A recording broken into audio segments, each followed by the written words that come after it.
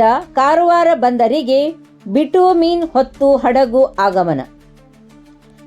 United Arab Emirates UAE ದೇಶದಿಂದ ಬಿಟುಮೀನ್ ಹೊತ್ತು ಬಂದ ಹಡಗು ಇಂದು ಕಾರವಾರದ ಬಂದರಿಗೆ ಆಗಮಿಸಿದೆ.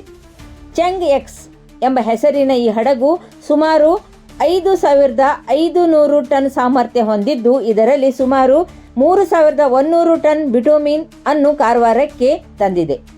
ಮಾರ್ಚ್ 3ರಂದು UAEಯ ಕೋರ್ಪ್ಖಾನ್ ಬಂದರಿನಿಂದ ಹೊರಟಿದ್ದ ಈ ಹಡಗು ಹಲವು ದಿನಗಳ ಪ್ರಯಾಣದ ನಂತರ ಕಾರವಾರಕ್ಕೆ ತಲುಪಿದೆ. ಯುದ್ಧದ ಪರಿಸ್ಥಿತಿಯ ನಂತರ UAEಯಿಂದ ಕಾರವಾರ ಬಂದರಿಗೆ ಆಗಮಿಸಿರುವ ಮೊದಲ ಹಡಗು ಎಂಬ ವಿಶೇಷತೆಯೂ ಇದಕ್ಕಿದೆ.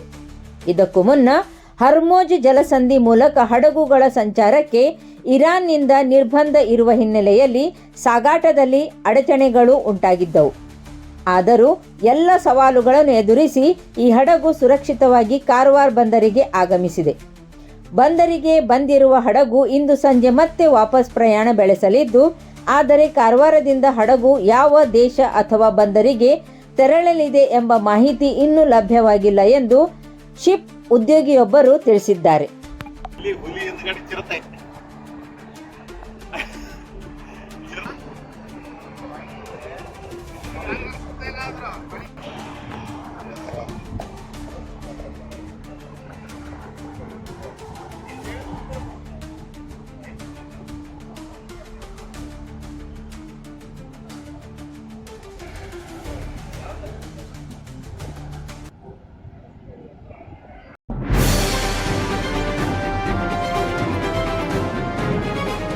ಇದು ಖಾಲಿ ಡಿಜಿಟಲ್ ವಾಹಿನಿ, ಸತ್ಯ ಮತ್ತು ಸ್ಪಷ್ಟ ಸುದ್ದಿ.